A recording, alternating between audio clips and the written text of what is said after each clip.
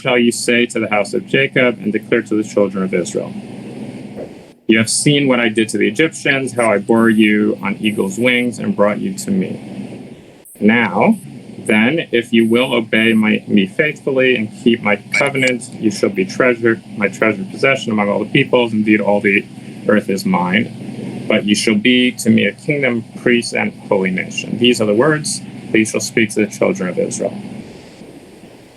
Moses came and summoned the elders, right? But it doesn't actually say the words. It just says, these are the words that you should say.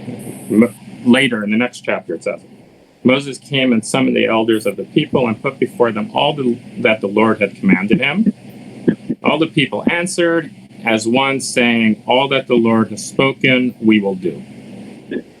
And Moses brought back the people's words to the Lord, and the Lord said to Moses, I will come to you in the thick of cloud in order that the people may hear when I speak with you, and so trust you ever after, right? So according to this description, at least so far, the people didn't hear any of the Torah or the commandments or anything directly from God. God spoke to Moses. Moses came down, told them what he heard, and they said, all right, we're in. And then God says, okay, now let's repeat this where the people actually see, I'm paraphrasing here, but see that it's coming from me and not just from you. And the Lord said to Moses, I will come to you in a thick cloud in order that the people may hear when I speak with you and so trust you ever after. There's an interesting medrash, which a lot of people have heard, which says that every soul from the beginning of time to the present was at Sinai. And I think the rationale behind that medrash was because if we don't say that every soul was there, then we didn't experience it. And that kind of doesn't give it the same power as having witnessed it. Of course, the problem with this is that we still didn't experience it consciously, and unless you've been doing a lot of therapy or you have some special powers, and you can access your subconscious and get there, it's still hard. Anyway. So I'm going to skip the rest of it, but this is just to show an example. There's another reading in the next chapter where it says, depending on how you translate the words, it says kol. God was revealed. Generally, the word kol means a sound, like the kol shofar, the sound of the shofar. But in some places it's translated as thunder, and depending on how it's translated determines what exactly was said and what wasn't said. And it's because of that. And then in Deuteronomy, we have a third time where there's a discussion and the repetition of the commandments. And over there's differences as well. Over there, it's more explicitly stated that the people heard the words. So for those that believe that the Torah is not word for word, but rather a compilation of different, so for instance, why are there different descriptions of the story? Because it's a compilation of different people's experience of it.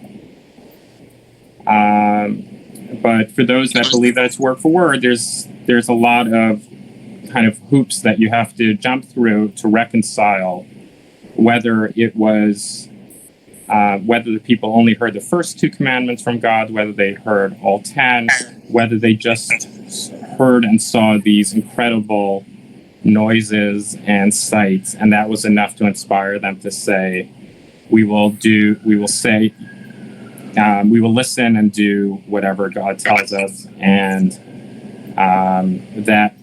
we're going to trust Moses that he knows what God wants, and subsequently the rabbis that follow. So in the Mishnah Avot, Pirkei Avot, it starts off by saying Moshe Kibel Torah Sinai. Moses received the Torah from Sinai. Again, when it says the Torah, it doesn't specify. There's an assumption that you know what the Torah is that they're talking about. Right? Are we talking about the first 5 books of Moses? Are we talking about the covenant? Are we talking about Deuteronomy? Are we talking about, and you'll see later that that's far from clear. Moshe received the Torah from Sinai and transmitted it to Joshua to the elders, right? Who exactly are the elders? The elders to the prophets. Which prophets? And the prophets transmitted it to the men of the Great Assembly. They said 3 things, meaning the men of the Great Assembly: be deliberate in judgment, stand up, establish many students, and make a fence for the Torah. Right, and this idea of make a fence for the Torah is what allows the rabbis to put all kinds of restrictions in place that are not explicitly stated in the Torah to help safeguard the people not basically keeping the commandments. I don't know how many of you read somebody drowned off the Rockaways this weekend,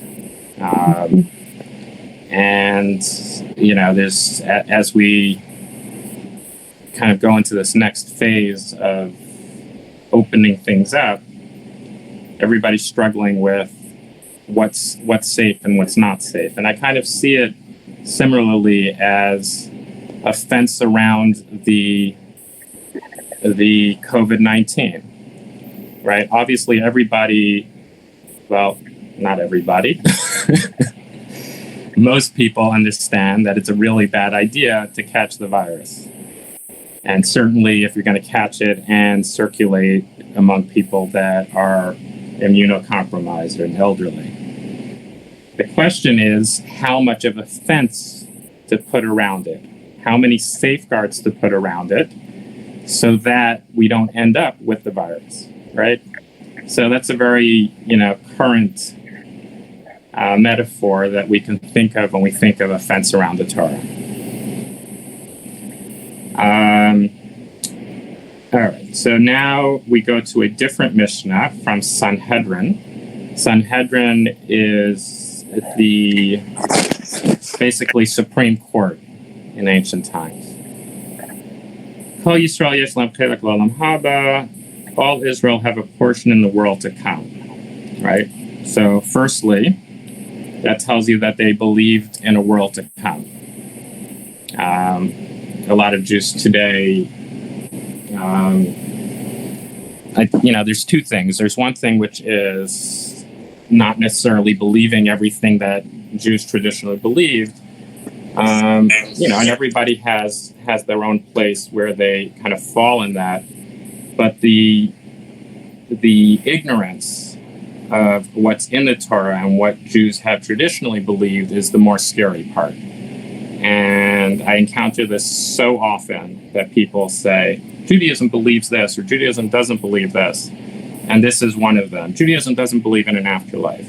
Well, it's not that simple. Clearly, just in this statement alone, people are very concerned with the world to come, and that's why they make a statement like this. All Israel have a portion in the world to come, for it says, your people, all of them righteous, shall possess the land forever. They are the shoot that I planted, my handiwork in which I glory.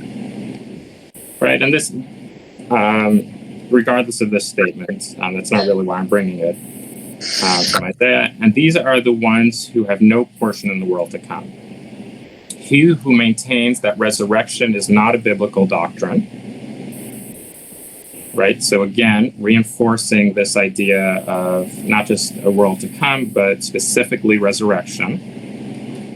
And again, this is not why I'm bringing this, that the Torah was not divinely revealed. That's why I'm bringing it.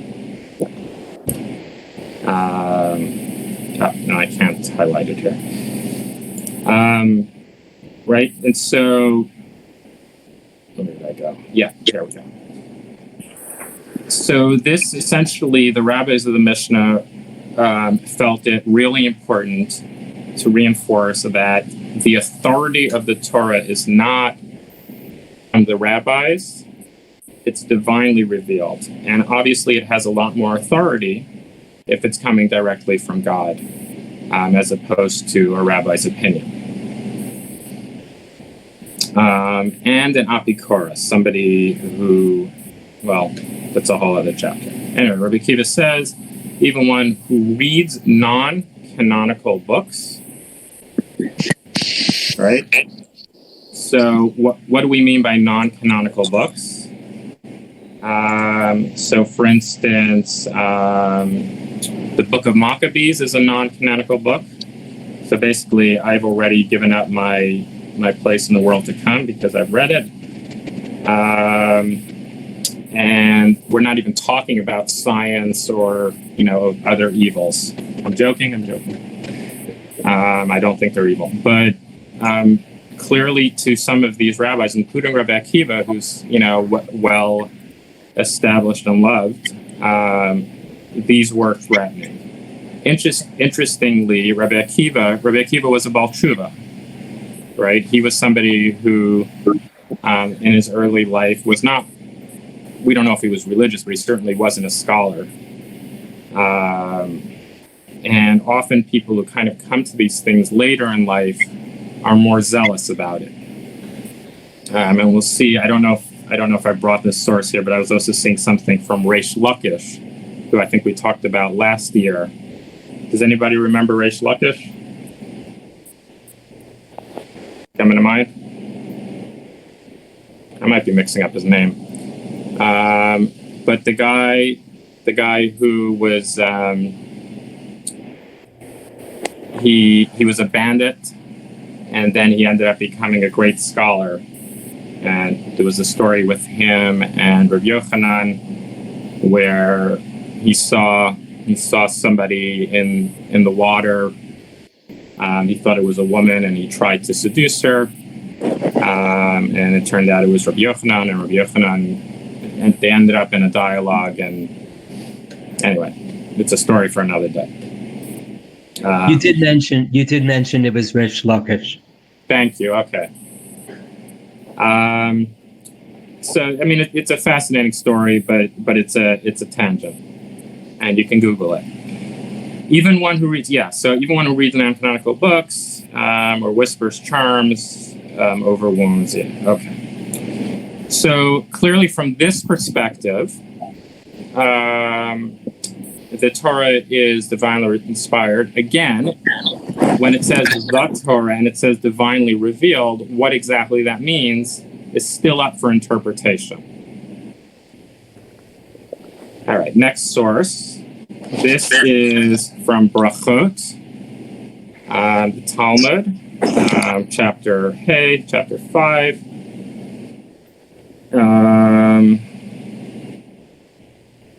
What chapter am I talking about?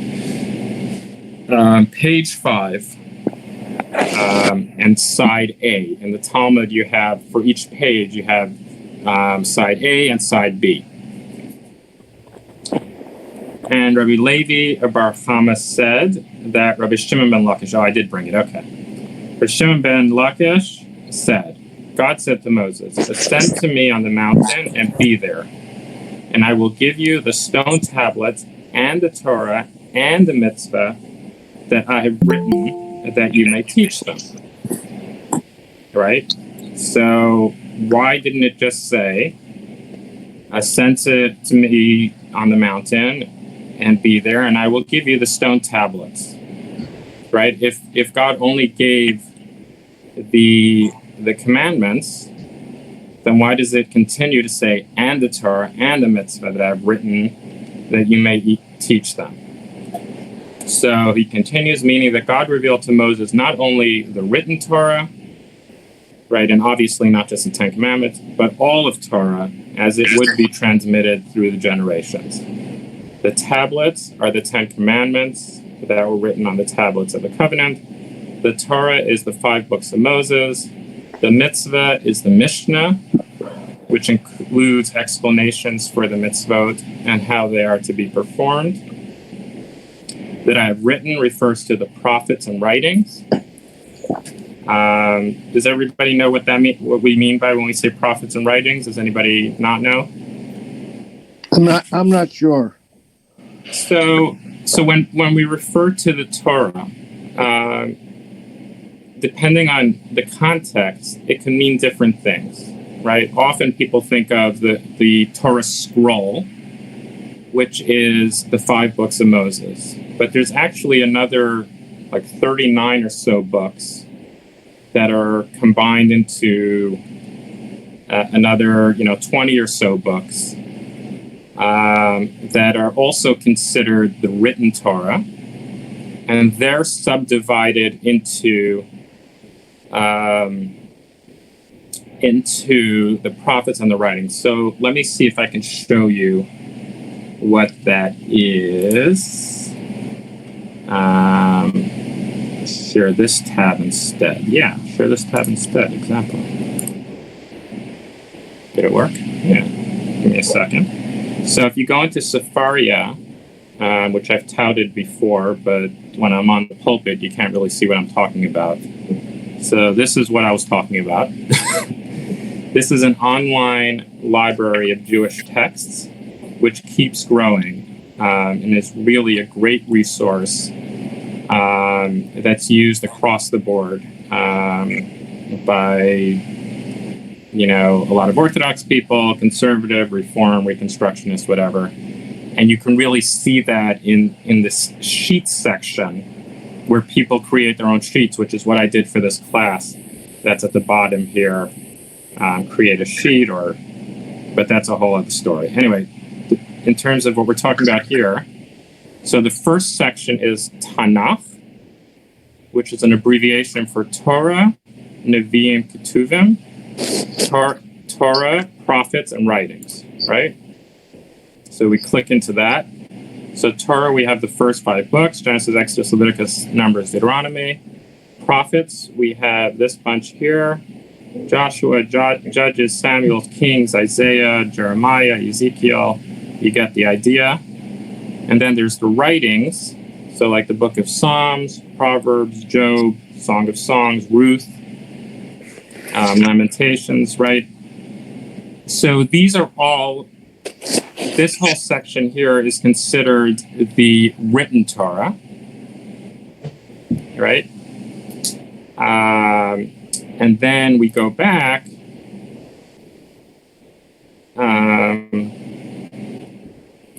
If it clicks, if it works, here we go. And then you have the Mishnah, the Talmud, that are considered the oral Torah.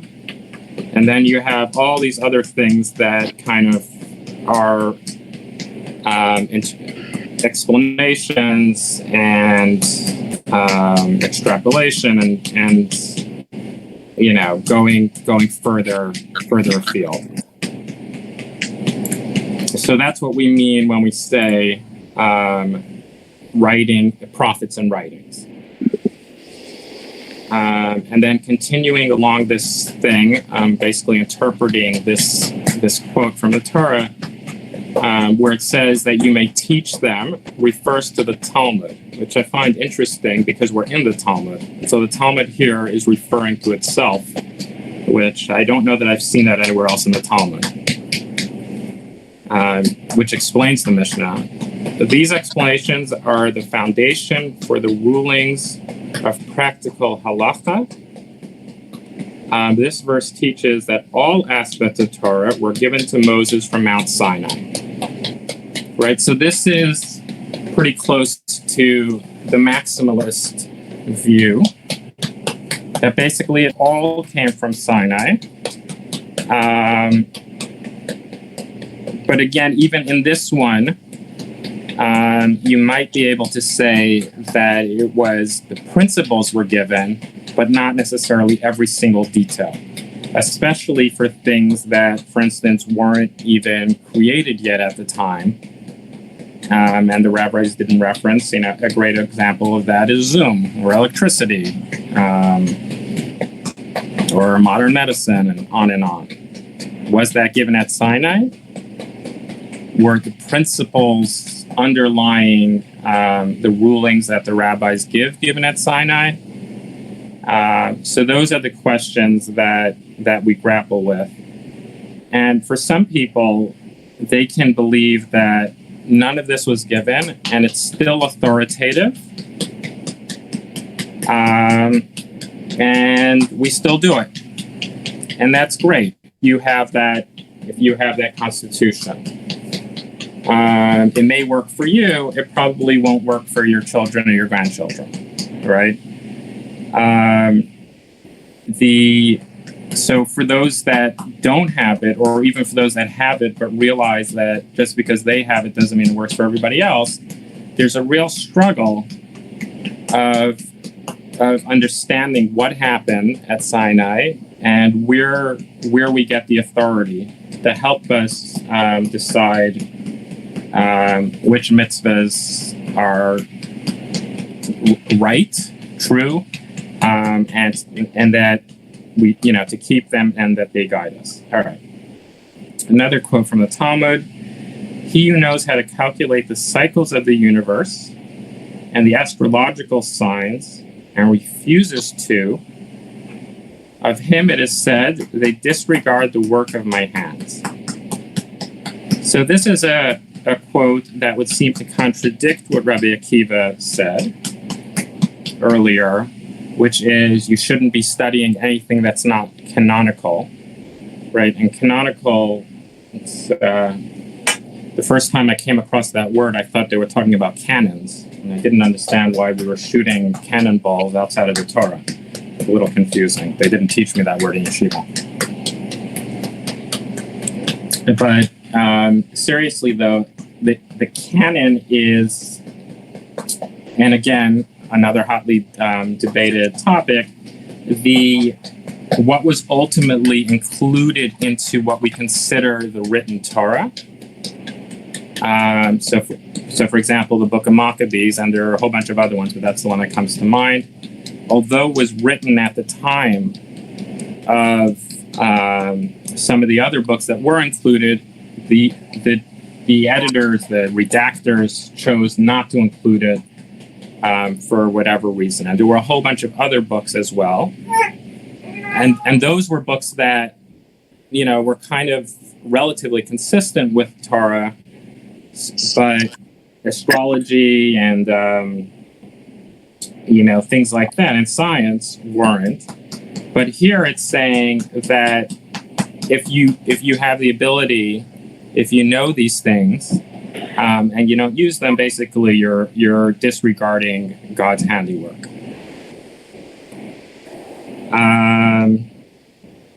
So this is an interesting piece that I found about Rabbi Louis Jacobs. Rabbi Louis Jacobs was the founder of the Masorti movement in the United Kingdom. He was a Orthodox trained. He went to Gateshead, the top Litvish yeshiva in England, if I remember correctly, trained rabbi. But he struggled with trying to reconcile modern biblical criticism with traditional Judaism and traditional beliefs about Torah. And because of that, he ended up losing his position. And there was this huge, big thing. If you look at his Wikipedia page, it was called the Jacobs Affair. Not that he had an affair, but that there was an affair about him because of his heretical views. Anyway, so here goes.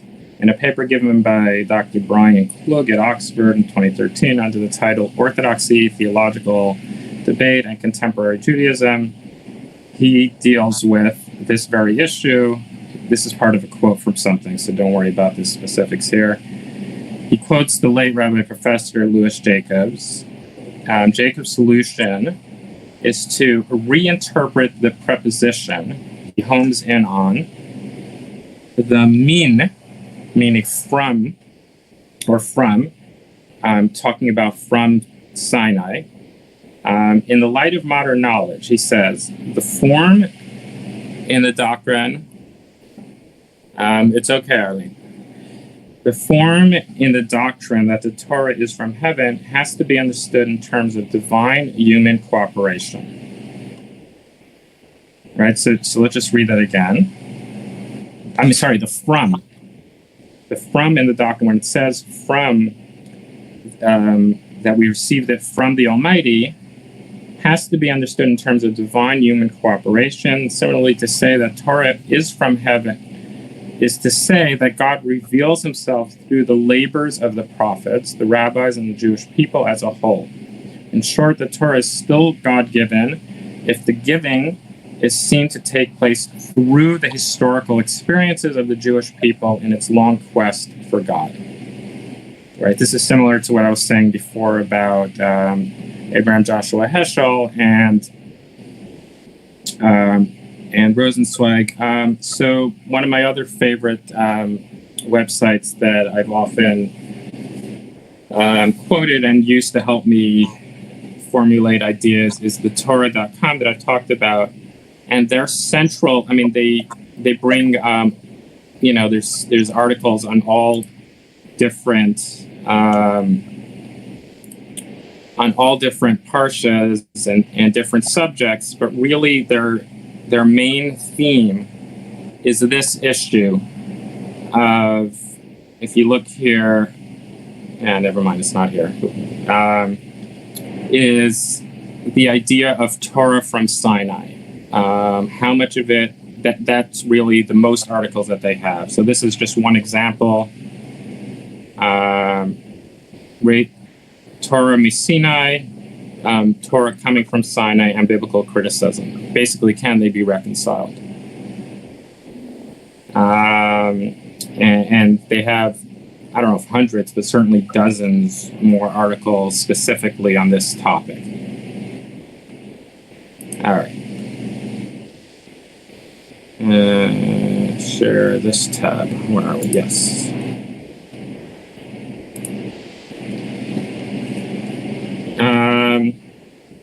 So now kind of going back to this idea that everything was given to Moses and we don't have the authority to challenge it. I realize I'm jumping back and forth. I didn't get a chance to edit this the way I would have liked to, is the Rambam. And people may be familiar with this from the hymn written by Daniel Ben Yehuda, who was a judge in Rome, 1300, based on the 13 principles of Judaism. So the hymn Yigdal is not actually the spelling out of the Rambam's 13 principles. It's based on it. But the reason that I brought this little piece here was because that's what people actually see. When we sing, it's based on the 13 principles of Maimonides.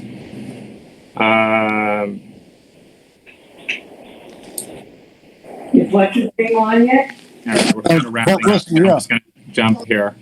The eighth principle of Maimonides is, here we go. I don't know if I got it in here or not, but it's basically that the Torah comes from God, and even if you question that one word it was given to Moses by God, then you're basically a heretic. You might as well be saying that the whole thing isn't, and all right, I think it gave me a little more than I asked for over here. Yeah, let me see if I have something else here that's a little straight to the point. Third principle. How about the eighth principle? Sixth. Oh, we're almost there. Seventh.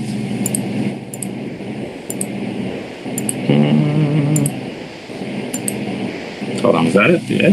Maybe? All right, I don't see it here at the moment. The eighth principle, here we go.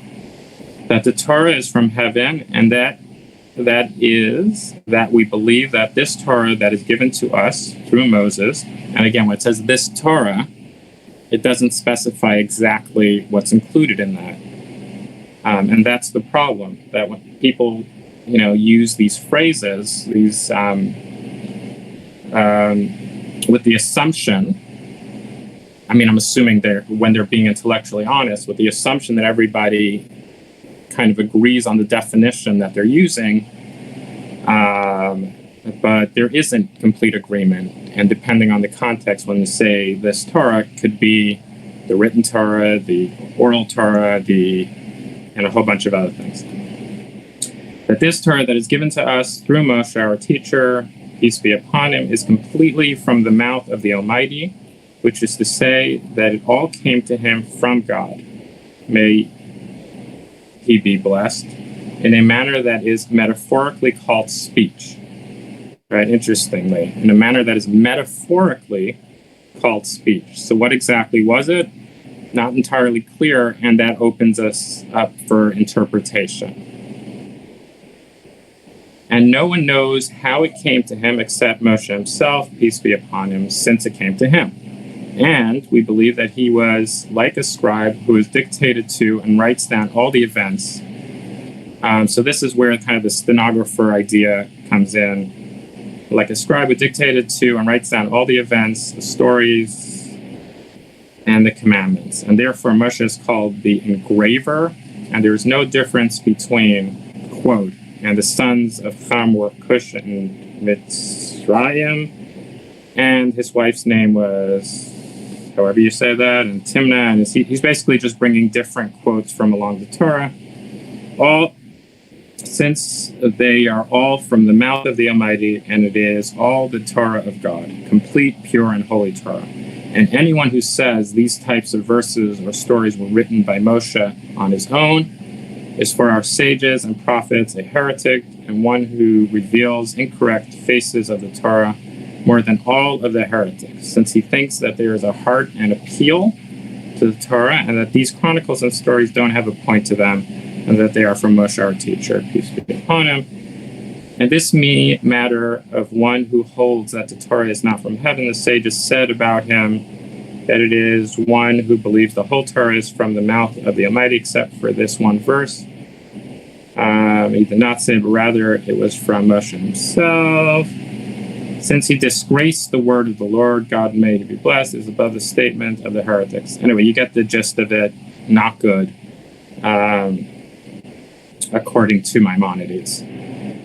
And so I was reading, and we're pretty much done, so we're not going to go into it, but I was reading an interesting analysis of Maimonides, because on the one hand, Maimonides is this fascinating character, and that's why I often quote him, because he's used by both people who are more modern as a symbol of, philosophy and somebody who codified the Torah, and somebody that we can relate to better than a lot of the other commentators.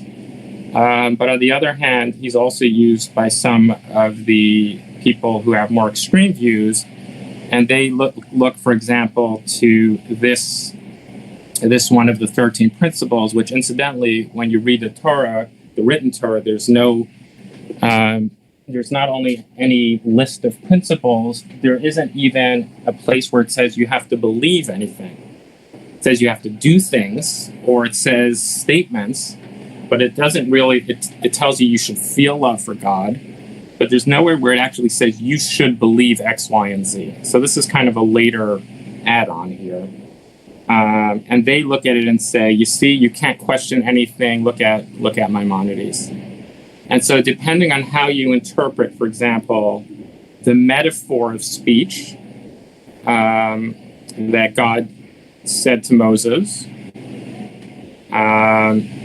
and then exactly what you mean by this Torah determines how much flexibility one has. And that translates to, for instance, in a very practical sense, helping determine if you can use Zoom on a holiday or Shabbat. And for those that are more, say that, everything was given, then whatever the rabbi says was really given to Moses a long time ago. God, the question really becomes, did God also include Google Meet? Because a lot of the articles that are talking about it are talking about Zoom. So maybe I'm being a little facetious here. Anyway, and for those that say that Moses was given principles, ideas, and the specifics were not given to him, and that's why you have the Mishnah and the Talmud with so much debate about specifics, because they weren't explicitly given, but instead they're just principles, and therefore, as new realities evolve, the rabbis have license to interpret those situations based on the principles. That leaves more flexibility. So hopefully you learned something new today. I know a lot of this stuff is stuff you've heard before, but I thought it was important to go over as we go into the holiday of Shavuot. Thank you, Rabbi. Can you just review what the schedule of services will be starting Thursday evening? Sure. So we'll start off with Akdamot, which is the praise. I'll give an introduction and explain where it came from. But we'll start off with that at 7-ish, knowing that realistically it'll be more like 7:05-ish. At 7:30 we'll have Yiskar. And then after that, depending on what time we end, I'll say a few words. And then we'll have evening service. We'll have Mariv, which is a short Thursday night. And then we'll conclude by reading some of the book of Ruth and a little bit of study, depending on who's still hanging around and has the energy, and depending on if how cranky Zahava is. Although people can do it without me too. So that's that. And then Shabbat morning, we're going to start at 10. I have a meeting with the cantor. We didn't set an exact time, but at some point this afternoon, where we'll work out the exact service. But we agreed that it's going to include Hallel. It's going to include reading the Ten Commandments, and certainly the Shema and the Amida and a lot of the other things.